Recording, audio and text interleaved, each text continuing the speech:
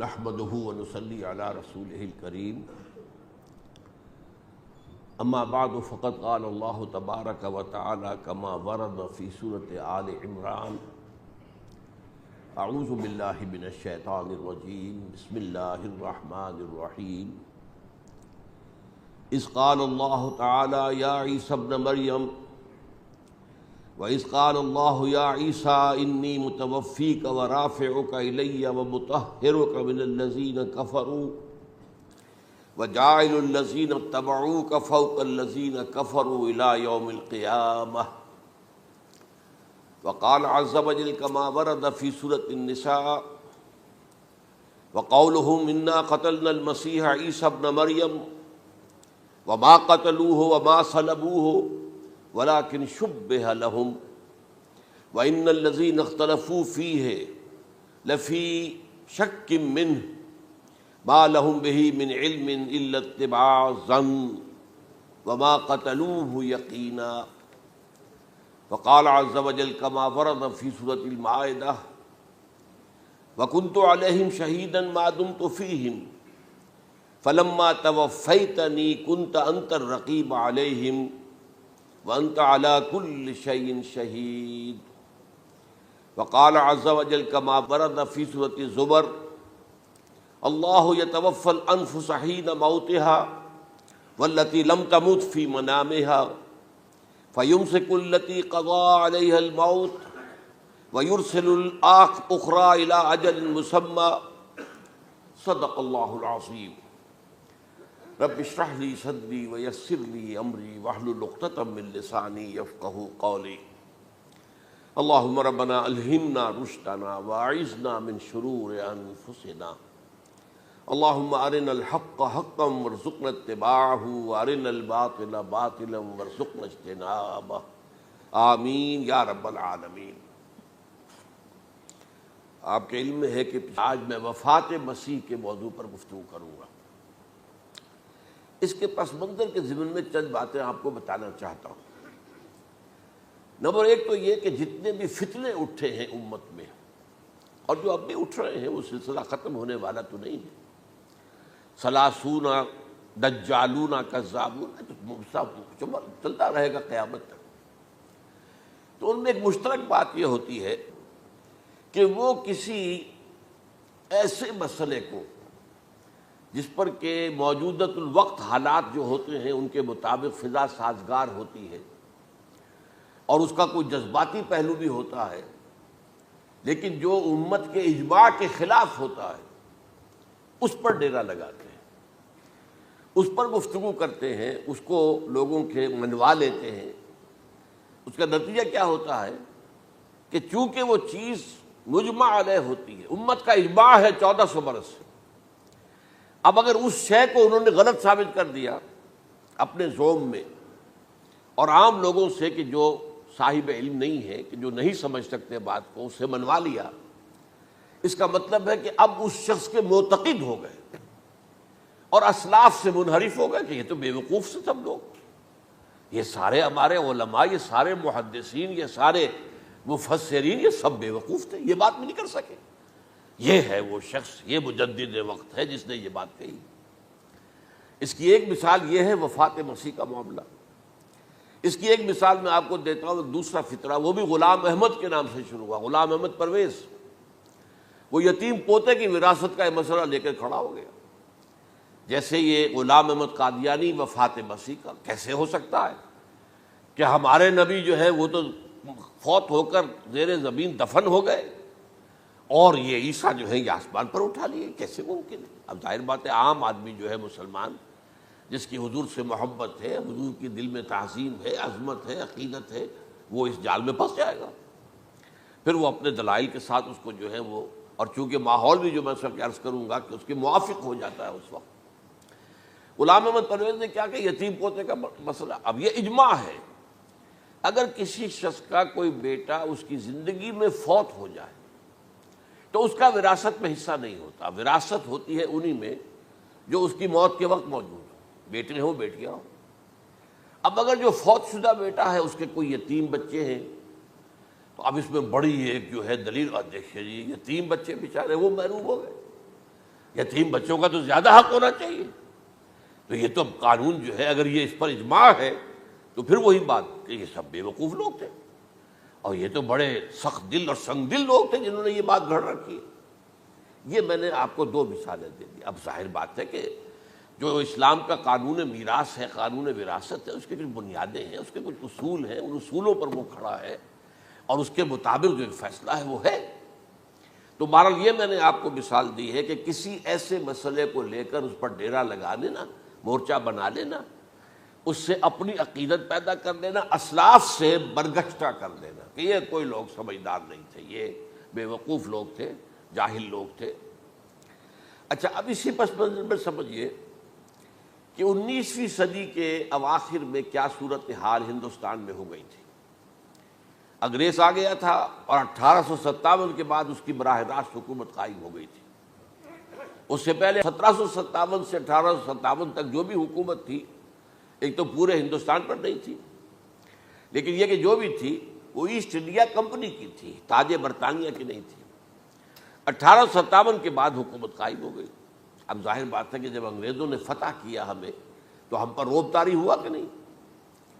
پھر جو زندہ قومیں ہوتی ہیں ان میں کچھ اچھے اوصاف ہوتے ہیں، ان کے اندر فرض شناسی ہے، ان میں دیانت داری ہے.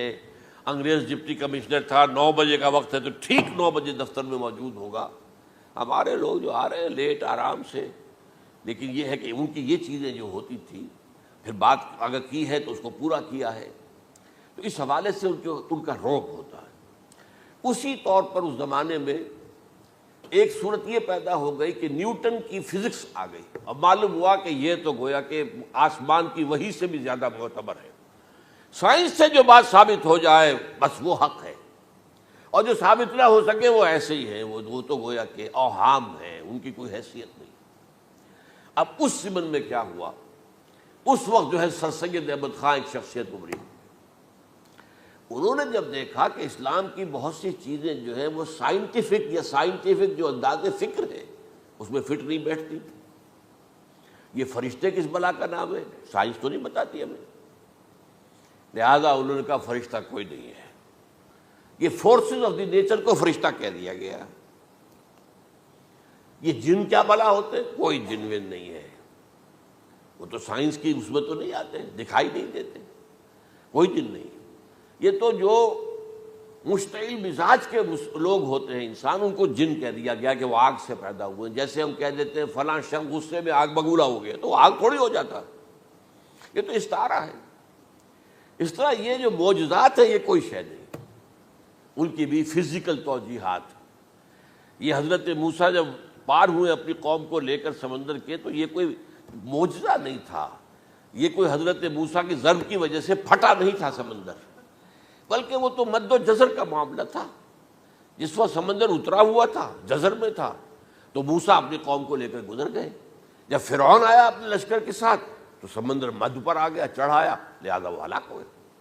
تو معجزات کا انکار، ان تمام کے اندر ایسی فضا پیدا ہو گئی تھی کہ جو عقلی اور سائنٹیفک، عقلی سے آگے بڑھ کر، ایک تو عقلی ہوتا منطقی، ایک ہے عقلی سائنٹیفک، کہ اس کے حوالے سے جو چیز اسلام کی فٹ نہیں بیٹھی، جیسے کہ آپ کہتے ہیں round peg in a square hole اور square peg in a round hole. اب اسکوئر پیگ ہے، راؤنڈ ہول ہے، تو آپ کو اس کے کونے تراشنے پڑیں گے تب وہ اس ہول میں جائے گا. لہذا انہوں نے وہ کونے تراشے، اسی کے طرز پر پھر چلے ہیں.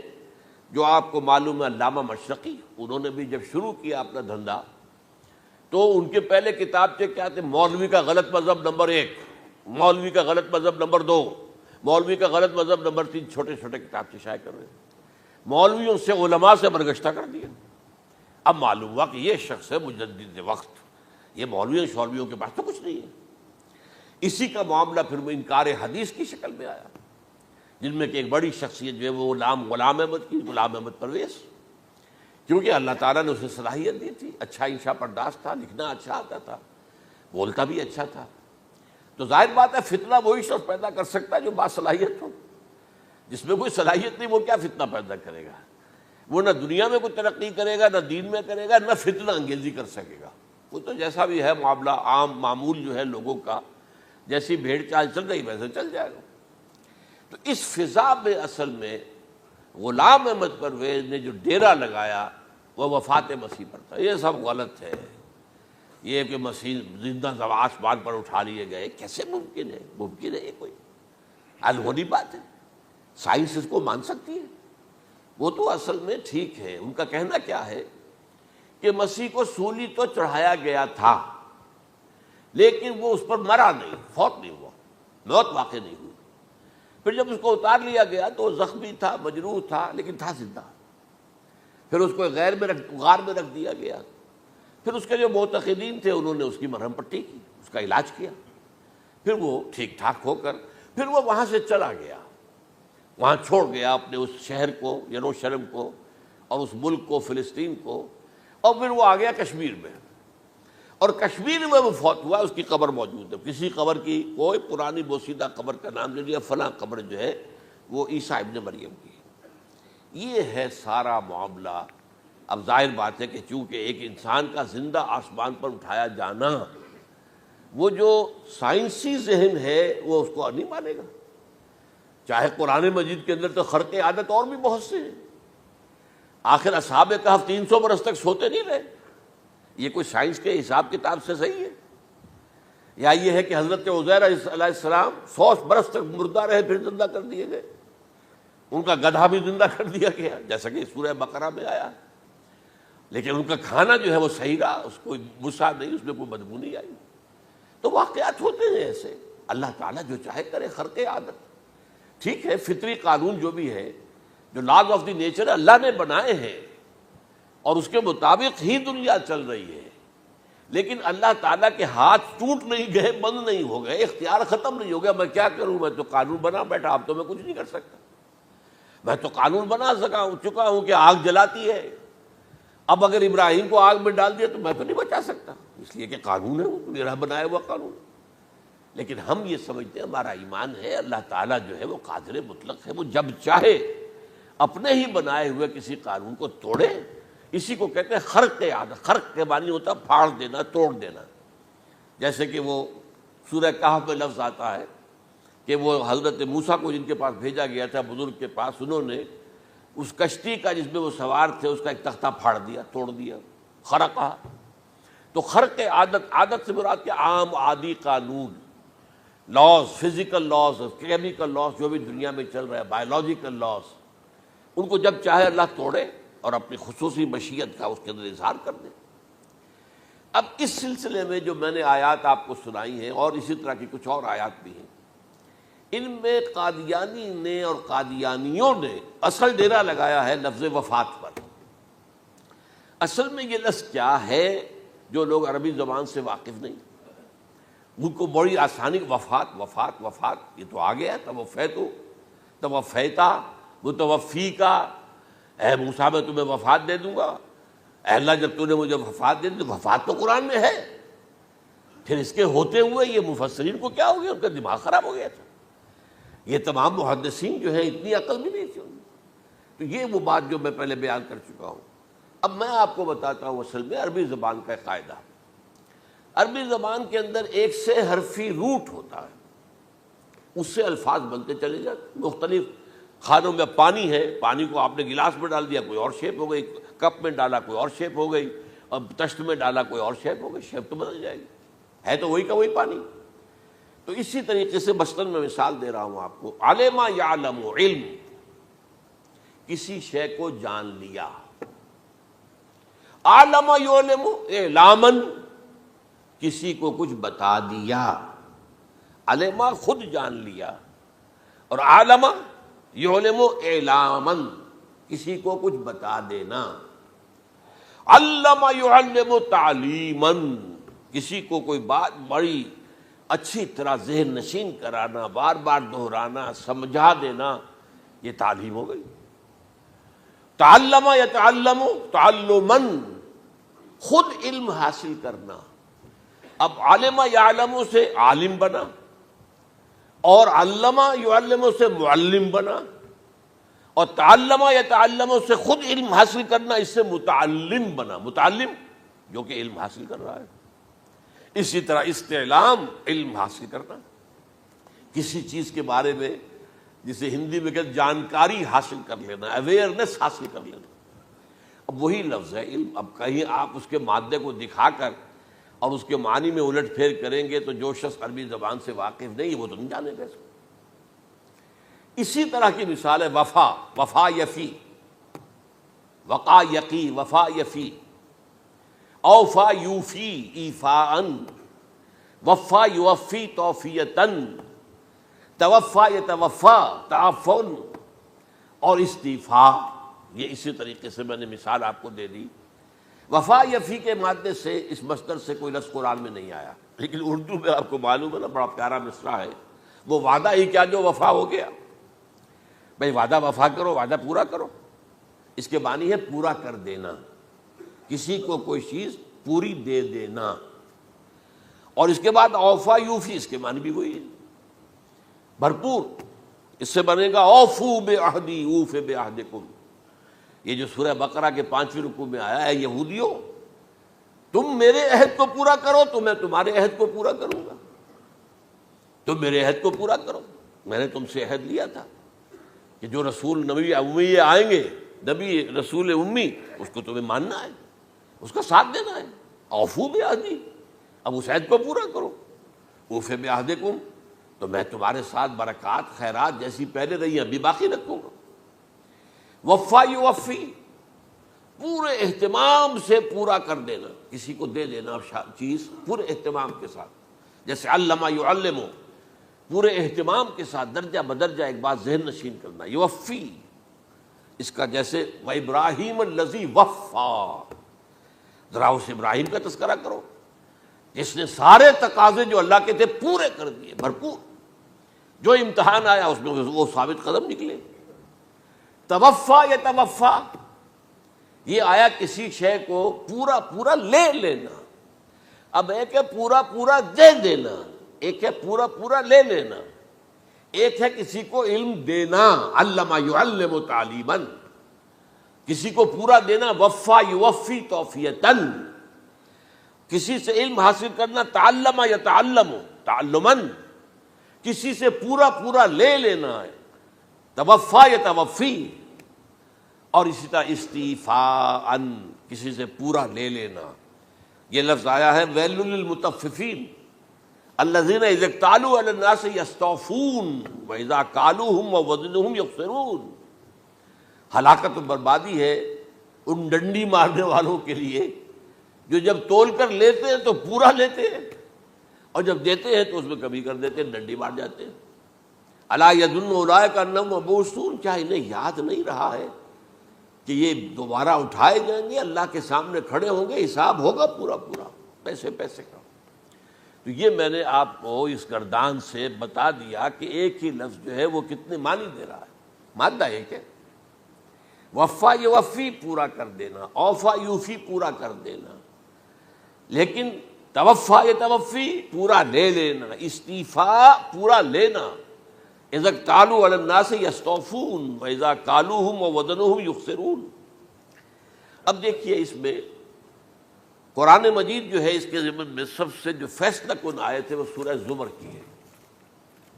اور یہ جو میں نے پچھلی مرتبہ بھی آپ سے کہا تھا، لا یاتیہ الباطل من بین یدیہ ولا من خلفہ، قرآن پر باطل حملہ آور ہو ہی نہیں سکتا، نہ سامنے سے نہ پیچھے سے. اب دیکھیے یہ ساری آیتیں جن میں حضرت مسیح کا ذکر ہے اور وفات کا لفظ جو ہے مختلف صورتوں میں استعمال ہوا ہے، اس میں سورہ زمر جو کہ مکی صورت ہے اس میں ہے وہ کانٹے دار آیت جس سے مسئلہ حل ہوتا ہے. وہ کیا ہے؟ وہ میں نے آپ کو سنائی ہے. اللہ یتوفی الانفس حین موتہا، اللہ قبض کر لیتا ہے، لے لیتا ہے نفس کو اس کی موت کے وقت. واللتی لم تمت فی منامہا، اور جس کے مرنے کا وقت نہیں آیا، مرا نہیں ہے، اس کی نیند میں لے لیتا ہے. فیمسک التی قطع علیہ الموت، تو جس پر موت کا فیصلہ ہو چکا ہے اس کو تو روکے رکھا ہے، موت کے وقت لیا اور روکے رکھا. اور ویرسل الاخری الی اجل مسمی، اور جو دوسرے ہیں جن کی موت کا وقت نہیں آیا ان کو مؤخر کر دیتا ہے، واپس کر دیتا ہے، لوٹا دیتا ہے۔ اب سوال یہ، نیند میں کیا چیز اللہ لیتا ہے؟ کیا جان لیتا ہے؟ جائز بات ہے نہیں، شعور نہیں چلا گیا۔ ایک ہے انسان کا شعور، وہی تو سب سے اعلیٰ شے ہے، سب سے اونچی چیز تو وہی ہے۔ یہ شعور ختم ہو گیا تو انسان کہاں رہا؟ اس کے نیچے جو کچھ ہے وہ تحت شعور ہے، سب کانشیس مائنڈ۔ تو خواب واب جو ہوتے ہیں وہ سب کانشیس مائنڈ کے ہوتے ہیں، وہ کانشیس مائنڈ کے تو نہیں ہوتے۔ جو کانشیسنس ہے، شعور جو ہے، اور خاص طور پر خود شعوری، وہ نیند میں اللہ سلب کر لیتا ہے۔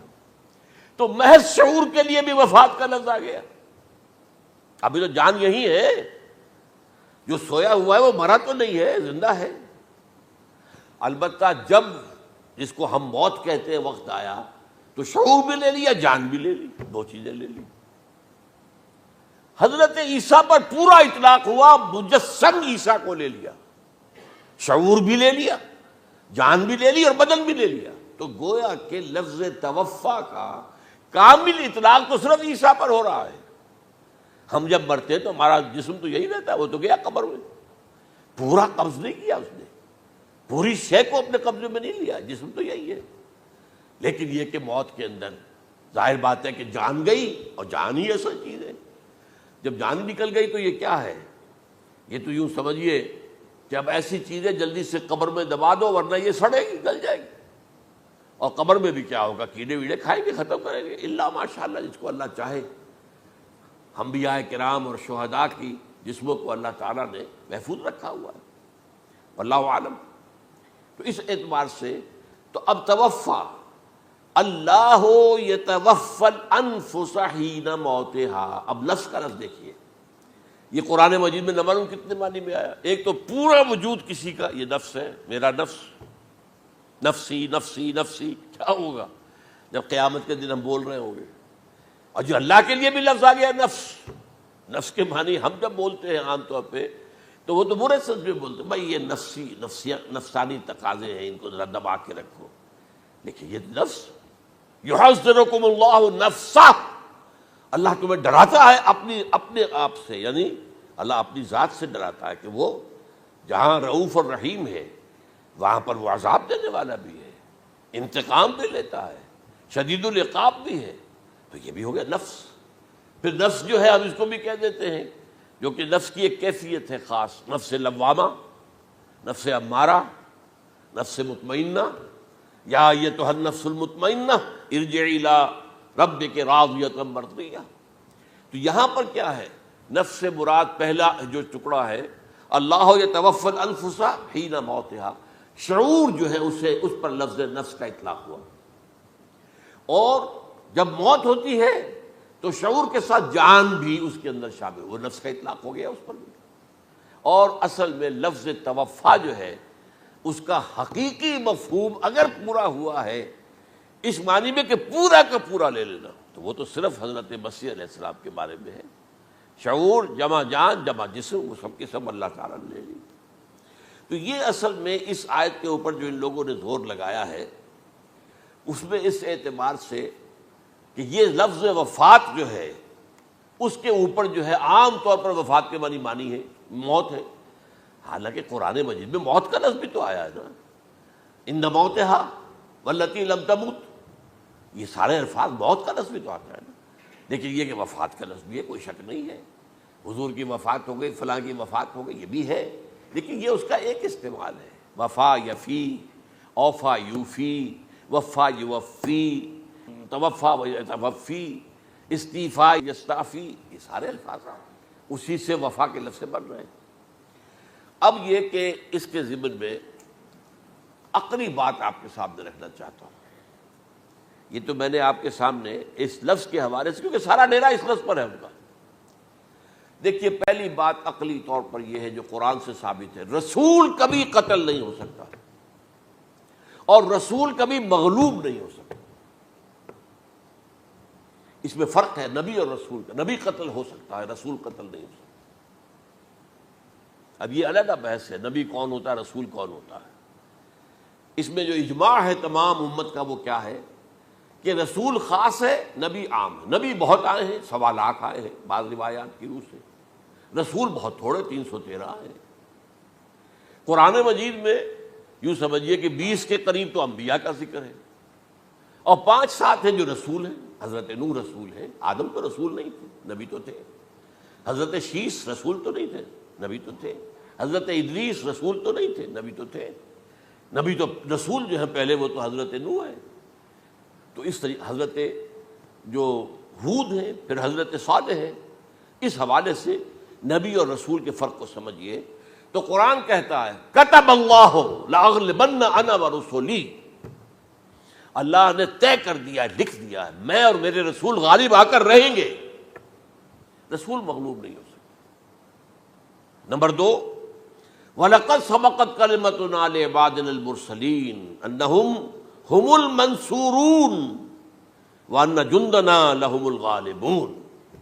یہ بات ہمارے طرف سے طے کی جا چکی ہے، پہلے سے طے ہو چکی ہے، پہلے سے معین قانون ہے اپنے ان رسولوں کے بارے میں جنہیں ہم نے بھیجا ہو، رسولوں کے، نبیوں کے بارے میں نہیں، کہ وہی منصور ہوں گے، ان کی مدد کی جائے گی لا محالہ، اور ہمارا جو لشکر ہوگا یعنی رسول کے ساتھ جو لوگ ہوں گے وہ اللہ کا لشکر ہے، وہ حزب اللہ ہے۔ وَأَنَّ جُنْدَنَا لَهُمُ الْغَالِبُونَ، لازماً وہ غالب ہو کر رہیں گے۔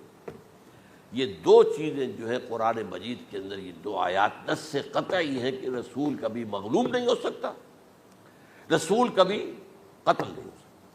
اب عجیب بات دیکھیے سورہ آل عمران میں، کیونکہ حضرت عیسیٰ کے ساتھ حضرت یحییٰ بھی موجود ہیں۔ حضرت یحییٰ حضرت مریم کے خالہ زاد بھائی تھے، حضرت زکریا کے بیٹے تھے۔ سورہ آل عمران اور سورہ مریم دونوں میں آپ دیکھتے ہیں کہ پہلے یحییٰ کا ذکر ہوتا ہے، پھر عیسیٰ کا ذکر ہوتا ہے۔ یہ ہم عصر بھی تھے، لیکن یہ کہ سینئر تھے حضرت یحییٰ، لیکن حضرت یحییٰ کی مدح قرآن کرتے کرتے آخری بات کیا کہتا ہے؟ نبیم من الصالحین، لفظ رسول نہیں آیا ان کے لیے۔ اور وہیں سائملٹینیس کنٹراسٹ ہے سورہ آل عمران میں حضرت عیسیٰ کے لیے، وہ سارے ان کی مدح رسولاً الی بنی اسرائیل، وہ رسول تھے اور وہ نبی تھے۔ نبی قتل ہو گئے، ایک آبرو باختہ لڑکی کی فرمائش پر قتل کر دیا۔ ایک ڈانسر، اس پر بادشاہ اس وقت جو تھا، وہ بادشاہ کیا تھا؟ وہ ایسے بادشاہ ہوتے تھے اس زمانے میں جیسے ہمارے ہاں بھاولپور کے جو ہے نواب ہے، بادشاہ تو انگریز تھا، حکومت تو اس کی تھی، لیکن ایک اٹانومی سی دے رکھی تھی۔ راجے جو ہے، راجا صاحب ہیں، مہاراجا ہیں، یہ راجے مہاراجے اور نواب جو ہوتے تھے یہ ایک اٹانومی تھی، باقی یہ کہ اصل میں تو بادشاہ جو ہے تو انگریز کی تھی۔ تو اسی طرح کی ایک اٹانومی جو ہے حکومت وہاں اس وقت تھی اصل میں رومیوں کی، اس کا گورنر وہاں موجود تھا پائلیٹس پونٹس، لیکن یہ کہ انہوں نے یہودیوں کو ایک مذہبی اٹانومی دے رکھی تھی۔ چنانچہ ہیڈرن ان کا ادارہ تھا، دارالقضاء، جہاں چوٹی کے ان کے فقہاء اور لیڈر جو تھے، ربائی، وہ بیٹھتے تھے اور فیصلے کرتے تھے۔ کسی مذہبی معاملے میں جو فیصلہ وہ کر دیتے تھے یہ ان میں معاہدہ تھا، وہ فیصلہ جو ہے وہ پھر ایگزیکیوٹ کیا جائے گا، وہ فیصلہ آخری ہوگا ان کا۔ وہ خود تو سزا نہیں دے سکتے، سزا تو گورنر دے گا، لیکن یہ کہ اگر ہیڈرن جو ہے ان کا جو وہ ہے ادارہ ٹاپ کا، وہ اگر سزا دے دے، سلا دے، تو گورنر کو وہ سزا دینی پڑے گی، یہ ان کا طے تھا معاملہ۔ تو اس نے حضرت مسیح علیہ السلام کو مرتد قرار دیا، جو ہیڈرن ان کا سب سے اونچا ادارہ تھا۔ اس اعتبار سے ان کو جو ہے، لیکن جیسا کہ میں بتا رہا تھا کہ حضرت عیسیٰ رسول تھے، وہ قتل نہیں ہو سکتے تھے، مغلوب نہیں ہو سکتے تھے، لیکن حضرت یحییٰ نبی تھے، ان کو وہی جو اس وقت کا جو یہودیوں میں سے جو بادشاہ تھا نام کا، جو ہیروڈ اینٹیپاس، یوں سمجھیے کہ اس نے کچھ بہت حرام کاری کی ہوئی تھی، شاید اپنے بھائی کی کسی بیوہ کو، وہ مجھے ایگزیکٹلی یاد نہیں ہے، بغیر اس کے کہ وہ عدت مدت پوری ہو پھر نکاح ہو، اسے اپنے گھر میں ڈالا ہوا تھا، اور اس کی جو لڑکی تھی اس کے اوپر بھی عشق آ گیا تھا، آپ کو دل آ گیا تھا، شادی بھی کرنا چاہتا تھا اس سے، اور اس کا ڈانس تھا، اس پر کہا مانگو کیا مانگتی ہو۔ تو اس نے کہا اس لیے کہ حضرت یحییٰ جو ہے تنقید کرتے تھے بہت کہ یہ تم کیا حرام کام کر رہے ہو، تم نے جس طریقے سے جس عورت کو گھر میں ڈالا ہوا ہے تم گناہ کر رہے ہو، تم شریعت کے خلاف کام کر رہے ہو۔ اس کو کہا تھا یو ڈاٹر آف سن، اس لڑکی کو کہا تھا تم جو کہ گناہ کی بیٹی ہو. اور وہ ناراض تھے, اور وہ ملکہ بھی جو تھی اس وقت تھی, اور یہ اس کی بیٹی بھی بہت ناراض تھے. تو انہوں نے کہا, مجھے وعدہ لے لیا کہ دیکھو جو کہہ رہے ہیں, جو مانگوں گی مانگنا پڑے گا. ہاں مانگوں گا. مجھے یحییٰ کا سر چاہیے. ایک دفعہ تو وہ کانپ گیا, اسے اندیشہ تھا کہ اگر یحییٰ کو میں نے قتل کر دیا تو یہودیوں کے اندر ہو سکتا بغاوت ہو جائے. لیکن پھر اس نے پھر تانا دیا, تم کیسے بادشاہ ہو, اپنا وعدہ پورا نہیں کرتے. پھر انہوں نے کہا ٹھیک ہے, حکم دیا. اور وہ جیل میں تھے پہلے سے ہی, وہاں گیا اور جو ہے ان کا سر قلم کیا, لا کے پیش کر دیا. تو نبی جو ہے جن کی بڑی مدح ہوئی ہے سورہ مریم کے اندر, جب آپ پڑھیں گے تو ان کی شان جو ہے, لیکن نبی تھے, صرف رسول نہیں تھے. اور حضرت عیسیٰ رسول تھے, رسول قتل نہیں ہو سکتا, نبی قتل ہو سکتا. تو یہ قاعدہ جو ہے وہ بھی قرآن نے اس سائملٹینیس کنٹراسٹ کے حوالے سے سورہ آل عمران میں حضرت یحییٰ اور حضرت عیسیٰ کا تقابل کر کے بتا دیا. تو ایک تو بات یہ ہے کہ اس اعتبار سے میں جو آپ کو آیت سنا چکا ہوں, یہ جو جرائم جو ہے سورہ نساء کے اندر یہودیوں کے اللہ تعالیٰ نے بیان کیے ہیں, ان میں سے یہ بھی ہے وَقَوْلُهُمْ إِنَّا قَتَلْنَا الْمَسِيحَ عِيسَى ابْنَ مَرْيَمَ. اور ان کا یہ کہنا کتنا بڑا جرم ہے جو یہ کہہ رہے ہیں, ہم نے عیسیٰ ابن مریم کو قتل کر دیا. لیکن یہاں ایک عجیب کیفیت ہے, رسول اللہ کے رسول کو. عام طور پر اس کی کنسٹرکشن کو لوگ سمجھے نہیں ہیں, وہ سمجھتے شاید انہوں نے خود ہی کہا رسول اللہ. انہوں تو رسول اللہ کہتے تو قتل کیسے کرتے؟ یہ اللہ نے کہا. اچھا, ان کا کہنا یہ کہ اللہ کے رسول کو قتل کر دیا. وَقَوْلُهُمْ إِنَّا قَتَلْنَا الْمَسِيحَ عِيسَى ابْنَ مَرْيَمَ رسول اللہ. ان کا یہ کہنا کہ ہم نے عیسیٰ ابن مریم کو, مسیح کو قتل کر دیا, وہ اللہ کے رسول کو. وَمَا قَتَلُوهُ وَمَا صَلَبُوهُ, انہوں نے نہ اسے قتل کیا نہ سولی پہ چڑھایا. وَلَٰكِن شُبِّهَ لَهُمْ, بس مشابہت پیدا کر دی گئی ان کے لیے, شبہ میں ڈال دیا گیا ان کو. وَإِنَّ الَّذِينَ اخْتَلَفُوا فِيهِ لَفِي شَكٍّ مِّنْهُ, اور جو لوگ اختلاف کر رہے ہیں ان کے بارے میں وہ بس شکوک میں مبتلا ہیں. مَا لَهُم بِهِ مِنْ عِلْمٍ, ان کے پاس کوئی علم نہیں ہے. إِلَّا اتِّبَاعَ الظَّنِّ, صرف گمان کی پیروی کر رہے ہیں. وَمَا قَتَلُوهُ يَقِينًا, اور ہرگز قتل نہیں کیا. یہ کلیئر سورہ نساء کی آیت نمبر 157 ہے. اب یہاں ایک سوال پیدا ہوتا ہے, پھر کون قتل ہوا؟ واقعہ تو ہوا ہے, سولی کا واقعہ ایک ہسٹوریکل واقعہ ہے. پھر کون صلیب پہ چڑھا؟ حضرت عیسیٰ تو صلیب پر نہیں چڑھ سکتے, اس لیے کہ صلیب کی موت کو سمجھا جاتا تھا بہت ذلت کی موت ہے, بہت حقارت کی موت ہے, بہت ملعون موت ہے. تو جب عیسیٰ مغلوب نہیں ہو سکتے تو صلیب پہ کیسے چڑھا دیے جائیں گے؟ قتل ہونا تو بعد میں ہوگا نا, پہلے تو آپ صلیب پر لٹکائیں گے اس کو نا, تب وہ جب مرے گا تو کہیں گے قتل بھی ہو گیا, ہم نے قتل کر دیا. صلیب کیا ہوتی تھی یہ معلوم ہے آپ کو؟ ایک لمبی لکڑی, ایک جو ہے ٹرانسفرس آ جائے گی اس کے اوپر, اور اس میں سے یہ ہے کہ اس کے دونوں, ایک شخص کے جو ہے دونوں ہاتھ وہ نیل کر دیے جاتے تھے. یہ جو اوپر جو ہے کراس کا جو نشان ہے وہ کیلیں ٹھوک کر لگا دیے گئے, اور پاؤں دونوں جو ہے وہ پیروں کے اندر کیلیں ٹھوک کر وہ اس لمبی لکڑی کے ساتھ جو نیچے سے آ رہی ہے اس میں لگا دیے. اب وہ بلیڈنگ ہو رہی ہے, اس کا جو حال ہے پتلا ہو رہا ہے, اس کا رفتہ رفتہ سسک کر مرتا ہے نا, اسی لیے اسے کہتے ہیں بڑی ملعون موت ہے. ایک ہے آپ نے پھانسی دی کسی کو, ایک جھولا جھولتا ہے وہ گیا, ختم ہو گیا.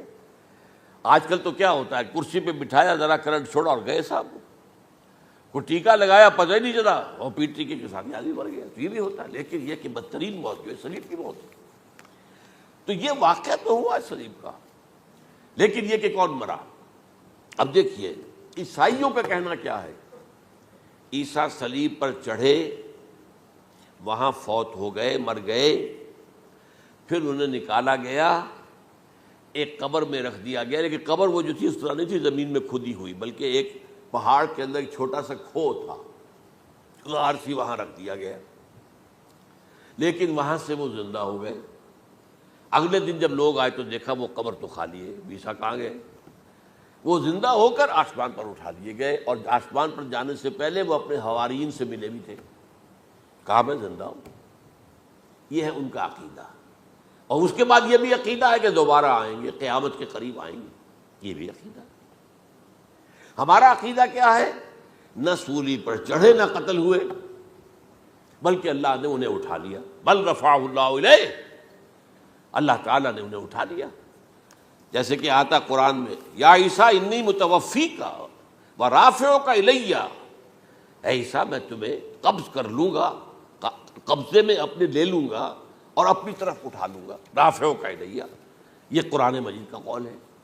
البتہ یہ ہمارا بھی عقیدہ ہے کہ وہ دوبارہ آئیں گے، وَإِنَّهُ لَعِلْمٌ لِلسَّاعَةِ، وہ قیامت کی ایک عظیم ترین نشانی ہوں گے کہ جب وہ آئیں گے، اور اس کے بعد جو ہے یا جو اینٹی کرائسٹ ہوگا کہ جو کہ جھوٹا عیسیٰ ہوگا، جھوٹا دعویٰ کرے گا، جسے کہ مسیح الدجال کہا گیا، اس کے ساتھ مقابلہ ہوگا، اسے قتل کریں گے، اور تمام یہودی اس کے بعد قتل ہو جائیں گے، جو بھی اس وقت تک کفر پر قائم رہیں گے۔ اگر ان میں سے کوئی اس وقت حضرت عیسیٰ پر ایمان لے آئے تو وہ شاید بن جائے۔ بہرحال یہ ہے یہود، ان کا جو ہے قادیانیوں کا وہ عقیدہ کیا ہے؟ سولی پر تو چڑھا، گویا کہ ذلت والی بات تو ہو گئی، مغلوب تو ہو گیا، قرآن کی نفی اس پہلے کیوں، وما صلبوہ وما قتلوہ، تو گویا کہ سولی پر چڑھ گیا تو وہ بدترین جو ہے تکلیف، مصیبت، مشقت وہ ساری تو آ گئی، مغلوبیت تو آ گئی، لیکن یہ کہ اس کے بعد کہتے ہیں مرا نہیں، وہ ابھی وہ سسک ہی رہا تھا کہ اتار دیا گیا۔ اس کے بعد اس کے جو شاگرد تھے، ہماری تھے، انہوں نے مرہم پٹیاں کی، پھر وہ ٹھیک ہو کر چلا گیا کہیں اور، ہجرت کر گیا اپنی قوم سے جو ان کے خیال میں کشمیر ہے، اور یہاں آ کر وہ تبھی موت مر گیا، بات اللہ اللہ ختم ہوا معاملہ۔ ہم کیا کہیں؟ ہم تو صرف یہ کہتے رہے ہیں، 1300 برس تک ہم نے یہ کہا ہے کہ ہمارا ایمان ہے قرآن پر کہ ان پر نہ صلیب دیے گئے نہ قتل ہوئے، انہیں اٹھا لیا گیا۔ کب اٹھایا یہ ہمیں معلوم نہیں تھا، کس مرحلے پر اٹھایا یہ ہمیں معلوم نہیں تھا، پھر سولی پر کون چڑھا یہ ہمیں معلوم نہیں تھا، لہذا کسی تفسیر میں آپ کو نہیں ملے گا، کہیں نہیں، نہ قرآن میں ہے، نہ حدیث میں ہے، نہ کسی تفسیر میں۔ یہ تو پچھلی صدی کے دوران جو پوپ کی لائبریری ویٹیکان میں، اس سے ایک نسخہ برآمد ہوا، انجیل برنباس۔ اب یہ بھی آپ کو معلوم ہونا چاہیے کہ انجیلیں 104 تھیں، جن میں سے 4 جو ہے سلیکٹ کی گئی ہیں، 100 انجیلیں اور ہیں جنہیں وہ اپوکریفل کہتے ہیں، غیر مستند انجیلیں، اپوکریفل، اور یہ ہے کینونیکل، قانونی، یہ ہے کہ جو مستند ہیں 4، لیکن جو 100 اور ہیں ان میں سے ایک یہ بھی ہے برنباس، اور برنباس کے بارے میں عیسائی مانتے ہیں کہ وہ بھی حضرت عیسیٰ علیہ السلام کے حواریین میں سے ایک تھے، وہ انجیل نکل آئی، اب وہ چھپ بھی گئی ہے۔ کراچی میں ایک ادارہ ہے خاص طور پر، باوانی جو سیٹھ ہیں ان کا بنایا ہوا ادارہ ہے، تو وہی چھاپتے بھی ہیں، ایک زمانے میں تو کافی تقسیم بھی کر رہے تھے، اب مجھے معلوم نہیں۔ اس نے سارا قصہ بیان کیا۔ قصہ کیا ہے؟ بہت دلچسپ قصہ ہے، پوری تفصیل سے۔ ایک شخص جو کہ حضرت مسیح کے حواریین میں شامل ہو گیا، وہ تھا جیوڈاس اسکیریوٹ۔ یہ شخص اصل میں تھا ایک زیر زمین تنظیم وہاں چل رہی تھی، زیلوٹس، انڈر گراؤنڈ موومنٹ، تاکہ ہم رومنوں کی حکومت یہاں سے ختم کریں اور اپنی پوری حکومت اور آزادی حاصل کریں۔ ان میں سے یہ بھی تھا، ان کا سرغنہ تھا برابس، برابا ڈاکو اسے کہا جاتا ہے، برابس۔ ظاہر بات ہے کہ قانون شکن تھا تو ڈاکو ہی تھا۔ اچھا، ان میں سے یہ شخص جو ہے، اس نے جیوڈاس نے حضرت عیسیٰ کے معجزے دیکھے بہت، اور اتنا یقین ہو گیا اسے کہ یہ شخص جو ہے عیسیٰ، یہ ایک مرتبہ اگر رومیوں پر لعنت بھیج دے، کرس کر دے، تو رومی ختم ہو جائے۔ لیکن ان سے کئی دفعہ جو ہے پھیر ڈال کر، ہیر پھیر کے ساتھ کوشش کی گئی کہ رومیوں کے خلاف وہ کوئی جو ہے وہ لعنت برآمد کر دے، وہ نہیں کرتے تھے۔ یہ ایک علیحدہ بات ہے، کیوں نہیں کرتے تھے، یہ اس وقت میرا موضوع نہیں ہے۔ منہاج عیسوی کیا تھا، منہاج موسوی کیا تھا، منہاج محمدی کیا تھا، ان میں فرق ہے۔ لِكُلٍّ جَعَلْنَا مِنْكُمْ شِرْعَةً وَمِنْهَاجًا، سورہ مائدہ میں آیا ہے، تمام رسولوں کے لیے ہم نے ایک ایک منہاج، ایک ایک شریعت علیحدہ علیحدہ دی ہے۔ بہرحال منہاج عیسوی کچھ اور تھا، تو یہ نہیں کہتے تھے۔ اب اس نے کیا کیا کہ وہ اپنے ڈاکو سرغنے سے اجازت لے کر ان کے حواریین میں شامل ہو گیا، اعتماد حاصل کیا، اور بار بار کوشش کی کہ یہ بد دعا دے دیں، رومیوں کو نہیں دی۔ اب اس نے سوچا کہ انہیں اگر ذاتی طور پر تکلیف پہنچے گی تو زبان سے کلمہ نکل ہی جائے گا نا کوئی لعنت کا.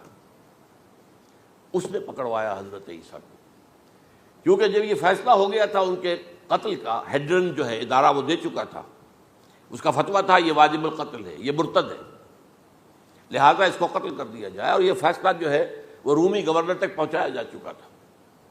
رومی گورنر نے یہاں تک کہا، یہ سینٹ جو متی کی انجیل ہے اس میں موجود ہے، بھائی ہمارے پاس تو اس کا کوئی جرم نہیں ہے، ہمارے ہاں کوئی ایسی بات اس کی نہیں ہے جس سے کہ ہم اسے واجب القتل قرار دیں.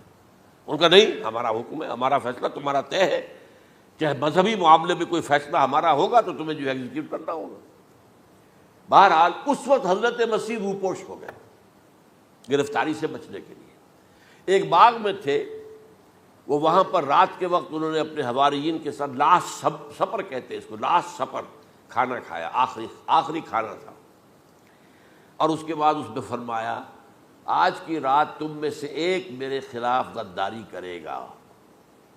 یہ کہہ کر حضرت مسیح تو ایک کوٹھڑی میں چلے گئے جو ہوتی ہے باغ کے اندر، کوئی کھرپے ورپے جو ہے، کوئی وہاں پہ کسیاں رکھی ہوئی، تو اس میں خود جا کر عبادت میں مصروف ہو گئے. اپنے حواریین سے کہا کہ تم بھی عبادت کرو. وہ حواریین سو گئے. اب یہ اسکریوٹ جو ہے یہ اٹھا، یہ گیا رومیوں سے جا کر کہا میں پہنچا دیتا ہوں عیسیٰ تک، پکڑوا دیتا ہوں، آؤ میرے ساتھ. 30 ان کے آدمی آئے. وہ اس سے کہا باغ کے باہر کھڑے رہو تم، میں اندر جاؤں گا، تھوڑی دیر کے بعد تم آنا، جسے میں کہوں اے میرے استاد، پکڑ لینا اسی کو. یعنی رومنز کو معلوم نہیں تھا کہ یہ کون ہے عیسیٰ، لیکن یہ کہ یہ تو یہودیوں کو معلوم تھا نا سب کچھ. ہوا کیا کہ وہ جب اندر آیا ہے اور کوٹھڑی میں داخل ہوا، اسی وقت اس کی شکل بدل دی گئی حضرت مسیح کی. شبہ لہم، مشابہت پیدا کر دی گئی، شبیہ بدل دی گئی، اور چھت پھٹی، 4 فرشتے اترے اور حضرت مسیح کو لے کر آسمان پر چلے گئے. تو باہر آیا وہ، تو جیسے ہی وہ یہ باہر آیا وہ باقی ہماری جان گئے اے ہمارے استاد. اسی وقت جو ہے وہ رومی داخل ہو گئے، تو پکڑ لیا. تو اصل میں گرفتار ہوا ہے برنباس کی انجیل کے مطابق یوڈاس اسکریوٹ، وہ سولی چڑھا ہے. لعنتی موت اس پر آئی، کیوں آئی ہے؟ غداری کی اس نے، بٹرے کیا حضرت مسیح علیہ السلام کو. تو وہ تو مستحق تھا، کوئی ظلم نہیں تھا. اگر عیسیٰ کی جگہ کسی اور کو دے دیا جاتا ایسے کسی کو پکڑ کر تو وہ تو ظلم ہو جاتا نا، اس کا تو کوئی جرم نہیں تھا. تو یہ تو واقعی مجرم تھا. وہ سولی چڑھا ہے اور حضرت عیسیٰ کو اٹھا لیا. یہ ہے وہ ساری تفصیل جو کہ انجیل برنباس کے اندر موجود ہے. The gospel of our lord according to Saint Barnabas, یہ اس کا نام ہے. ایونجیلیم برنابے، یہ جو ہے یونانی زبان میں اس کا نام ہے یا لیٹن میں. بہرحال یہ ہے معاملہ. تو پہلی بات تو یہ ہے کہ عقلی طور پر رسول نہ مغلوب ہو سکتا ہے نہ قتل ہو سکتا ہے. ہمارا عقیدہ ہے وہاں ماں صلبوہ و ماں قتلوہ. لیکن یہ کہ اگر یہودی، اگر جو قادیانی مانتے ہیں سولی چڑھ گئے تو صلیب تو ہو گئی، قرآن کی نفی تو ہو گئی، ہاں مرا نہیں، یہ دوسری بات ہے. دوسری بات یہ ہے کہ رسولوں کے باب میں اللہ کا قانون کیا ہے. اگر کسی قوم کی طرف رسول کو بھیجا اور اس قوم نے بحیثیت مجموعی انکار کر دیا، رد کر دیا، ریجیکٹ کر دیا، پوری قوم ہلاک، اور رسول اور اس کے جو چند ساتھی ایمان لے آتے تھے وہ وہاں سے ہجرت کر کے چلے جاتے تھے. لیکن ہجرت کر کے جاتے تھے تو اس کے بعد کسی اور مقام پر کریں گے اہل نظر تازہ بستیاں آباد. پھر وہاں پر ایک قوم انہوں نے جو ہے اپنا مرکز بنایا، ایک نئی امت کھڑی ہو گئی. اس کی سب سے بڑی مثال کیا ہے؟ قوم عاد ختم ہوئی حضرت ہود علیہ السلام کو ریجیکٹ کرنے کے باعث، ہلاک کر دی گئی. حضرت ہود علیہ السلام اپنے ساتھیوں کو لے کر، یہ قوم عاد تھی عرب کا جزیرہ نما، عرب کے جنوبی علاقے کے اندر جو اب صحرا ہے، بہت بدترین صحرا ہے، الربع الخالی جسے کہتے ہیں، خالی ہے، وہاں کوئی زندگی کے آثار ہے ہی نہیں، نہ کوئی پتیاں ہیں، نہ کوئی گھاس ہے، نہ کوئی انسان ہے، نہ کوئی حیوان، کچھ نہیں. الربع الخالی بدترین صحرا ہے. وہ صحرا ایسا ہے کہ اس کے اندر کوئی چیز ٹکتی نہیں ہے، جو چیز اوپر ہوگی وہ دھستی چلی جائے گی، اندر چلی جائے گی. ورنہ عام صحرا کے اندر ریت کے اوپر اونٹ بھی چلتا ہے، انسان بھی چلتے ہیں، لیکن اس میں نہیں.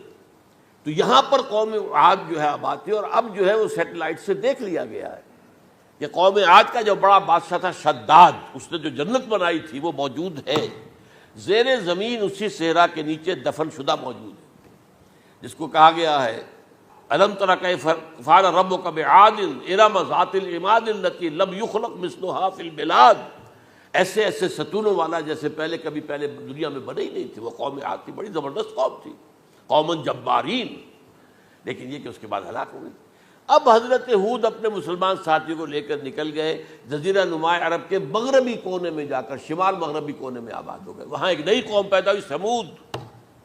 اب یہ اسلامی بستی بن گئی، لیکن اس کے اندر بھی پھر بعد میں زوال آیا، پھر وہاں نبی بھی آئے، لیکن اس کے بعد یہ کہ آخری رسول بھیجے گئے حضرت صالح، اور وہ بھی ہلاک ہوئے کیونکہ حضرت صالح کو انہوں نے رد کر دیا۔ تو یہ میں نے مثال دی ہے آپ کو کہ رسول جو ہے وہ وہاں سے اگر ہجرت کرتا ہے تو ہجرت کر کے وہ یہ نہیں جان بچا کے جا کے گمنامی میں کہیں مر گیا، وہ تو جا کر اپنے ساتھیوں کو لے کر جائے گا، اور جا کر جو ہے وہاں پر جو ہے ایک نئی جگہ پر آباد ہوگا، ایک نئی تہذیب ابھرے گی۔ تو یہ تو نہیں ہوا، یہ گمنام ہو کر آ کر کشمیر میں مر گیا تو اس کی کیا حیثیت ہوئی؟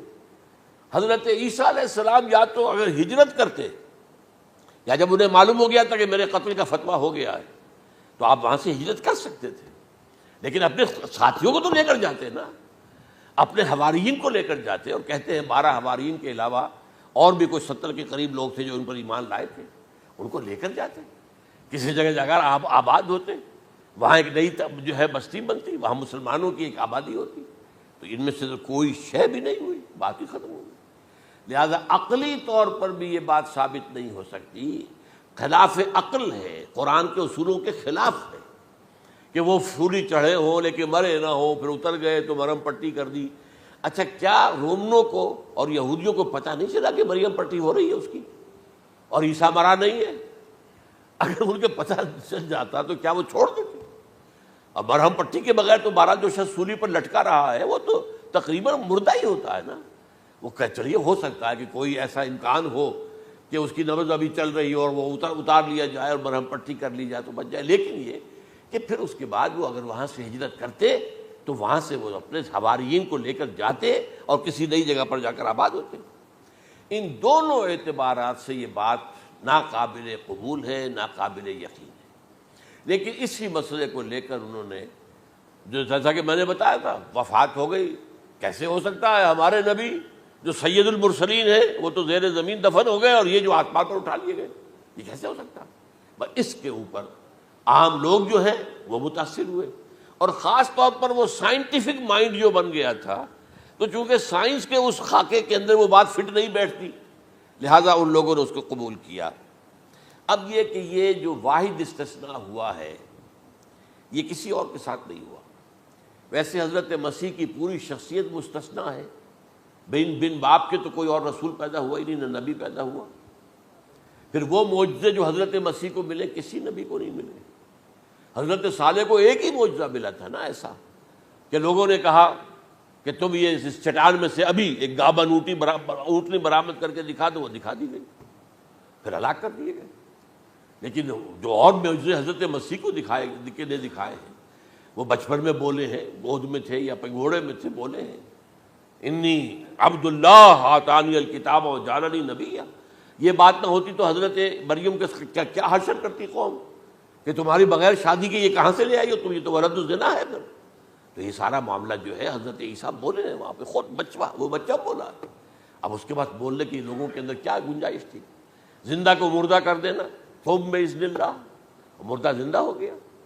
اور تخلیق حیات، ایک پرندہ بنانا گارے کا، پھونک مارنا اور اڑتا ہوا پرندہ بن جائے، ایک کوڑی کے جسم پر ہاتھ پھیرنا اور کوڑ ختم، ایک مادرزاد اندھے کی آنکھوں پر ہاتھ پھیرنا اور بینائی آ گئی۔ یہ سارے معجزات مستثنیٰ شخصیت ہیں۔ ان کا یہ استثناء کیوں کیا گیا، یہ بڑی تلخ بات ہے، یہ یاد کر لیجیے، کیونکہ یا تو قوم اسی وقت ہلاک کر دی جاتی جیسا کہ ہوا قوم نوح، قوم ہود، قوم عاد، قوم سمود، قوم شعیب، یہ ہوا کہ نہیں ہوا؟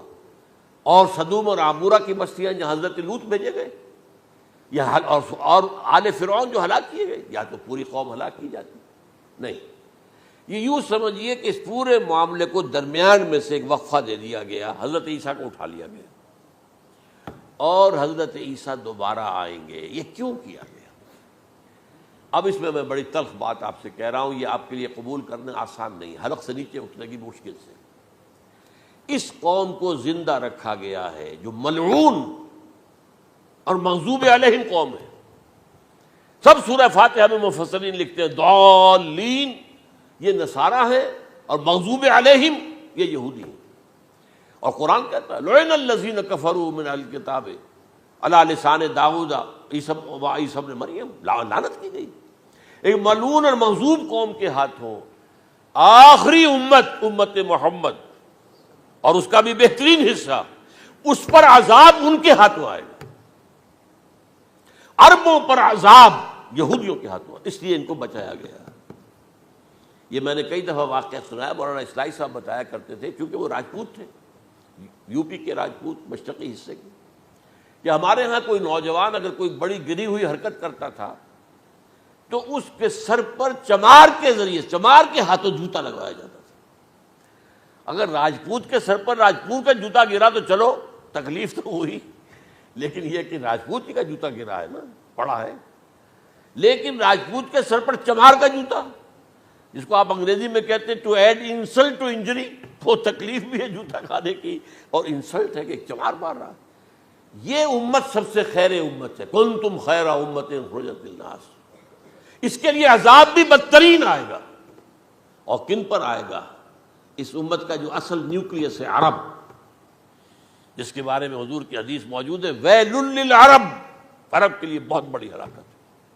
اور آج ہماری نظر میں آ رہا ہے وہ ملعون اور مغضوب علیہم قوم ان کے سینے کے اندر خنجر کی طرح بھونکی گئی ہے. اور 30 کروڑ کے قریب عرب بے حمیتی، بے غیرتی، بزدلی، کمزوری، ذلت، مسکرت کی مثال بنے ہوئے. کوئی بول سکتا ہے اس اسرائیل کے خلاف؟ کوئی بول سکتا ہے؟ 30-35 لاکھ آدمی ہے اسرائیل کے اندر یہودی، اس سے زیادہ تو امریکہ میں 50 لاکھ کے قریب. کل 1.25 کروڑ آدمی ہے یہ یہودی پوری دنیا کے اندر. لیکن دیکھیے جو چاہتا کرتا ہے. جب چاہا اس نے عراق کے ایٹمک انسٹالیشن کو تباہ کر دیا، اور سعودی عرب کی فضا میں اس کو فیول کا کیا ہے انہوں نے. دوبارہ ریفیولنگ جو ہوئی ہے ان کے جہازوں کی، وہ سعودی عرب کی فضا میں ہوئی.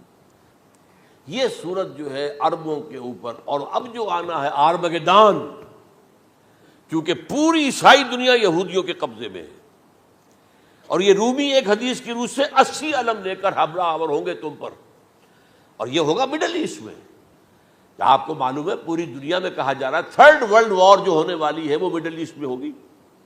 اور میں ٹوائنبی کا قول آپ کو سنا چکا ہوں، 1950 کا قول ہے اس کا. یہ اس وقت تک تو سوال ہی پیدا نہیں ہوتا تھا. سارا تصادم جو ہو رہا تھا وہ ایک طرف روسی اور اس کے ساتھی تھے، روس اور اس کے ساتھی، دوسری طرف یہ مغربی یورپ اور امریکہ تھا.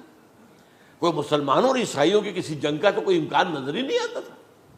لیکن ٹائنبی نے کہا ہے، جو سب سے بڑا فلاسفر آف ہسٹری ہے 20ویں صدی کا، کہ اب جو جنگ ہوگی بڑی، جو اس نیکسٹ سینچری کی، 21st سینچری کی، وہ در حقیقت کمیونزم کے درمیان اور کیپٹلزم کے درمیان نہیں ہوگی، بلکہ عیسائیوں اور مسلمانوں کے درمیان ہوگی.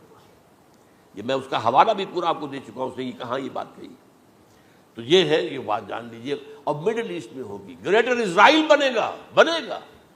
حدیث میں خبریں، یہ سارے مسلمان ممالک تمہارے ہاتھ سے نکل جائیں گے مسلمانوں.